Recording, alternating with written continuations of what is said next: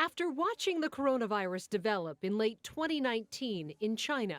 We have a new name for the coronavirus. The World Health Organization has officially called it COVID-19. And then watching it spread to Europe and seeing the devastation in Italy. Good evening. We start tonight with the unprecedented measures being enforced right across Italy to try to limit the spread of coronavirus. March 2020 is when reality set in across the United States and here in Minnesota.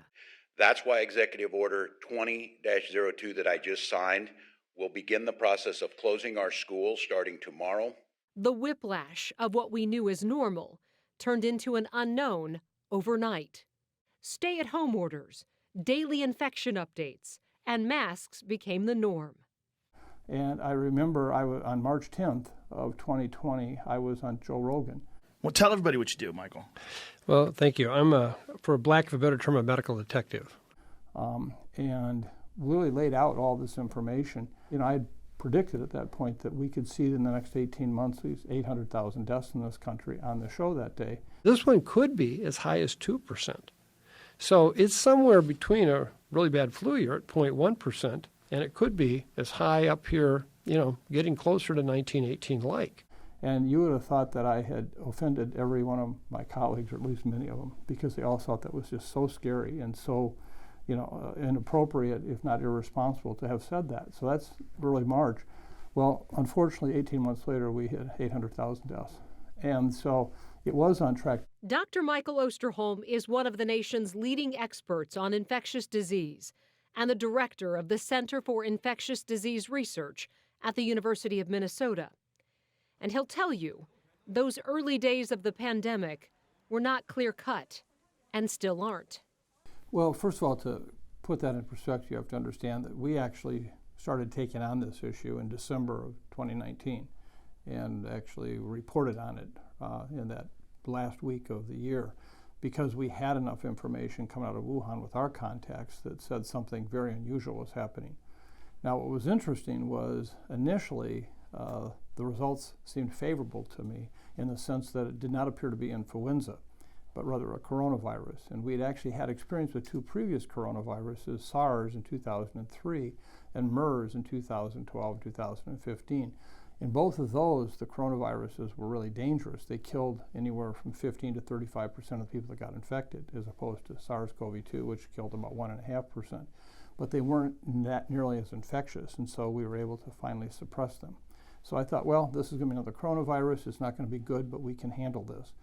And then by the first week of January, we begin to see, wait a minute, there's a lot of transmission occurring to people who have had no known exposure to a case, meaning that there was asymptomatic transmission going on. It was much, much deeper into the community than we realized.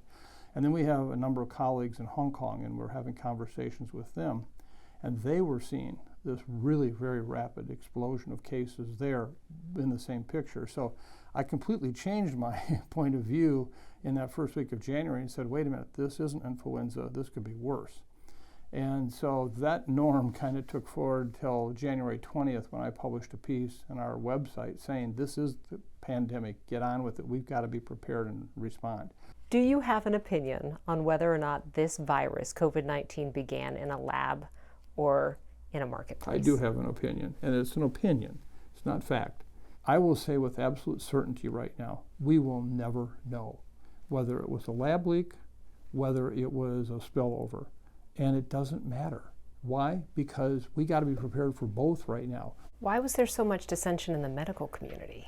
Because they had not seen something like this before, most of them. You know, they only had heard about 1918, you know, through history books. So did you anticipate the resistance or the public division as a result of all the vaccines and mandates and lockdowns? Well, you know, I can't say that I envisioned it exactly as it happened, but I surely saw the fact that we didn't have all the answers and that we needed as a public health community to state that and just say this is what we know, this is what we don't know. So I think one of the things that the lessons that public health could have and should have learned is how do we communicate with the public about uncertainty.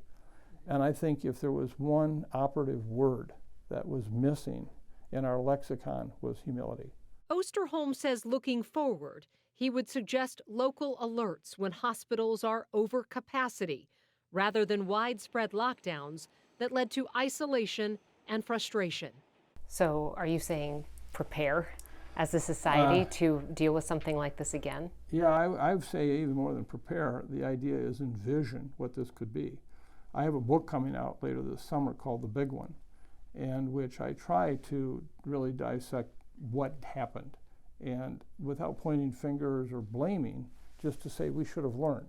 You know, after 9/11, one of the really positive aspects of that horrible situation was the 9/11 Commission, which was a bipartisan commission where there were lots of lessons learned. They dug deep to get the information and put forward a number of very important recommendations for how to reduce the risk of that type of thing happening again. Again, no finger pointing, it was bipartisan. We've done none of that with COVID. We should have done exactly the same thing to say what should we and could we have learned. Science is not the truth. Science is the pursuit of truth. And I think that's a very important concept to get across to people. You know, we're still learning. But investing in science is now in question. Potential cuts to public health funding are his biggest concern at the moment. I don't think people understand how fragile this incredible crown jewel of public health is. Right now, 95% of the budget for infectious diseases at the Minnesota Department of Health is federal money. And I can tell you right now, if we pay later on this issue, it is going to be a colossal failure measured in deaths. How long do you think we have before something like this could crop up again?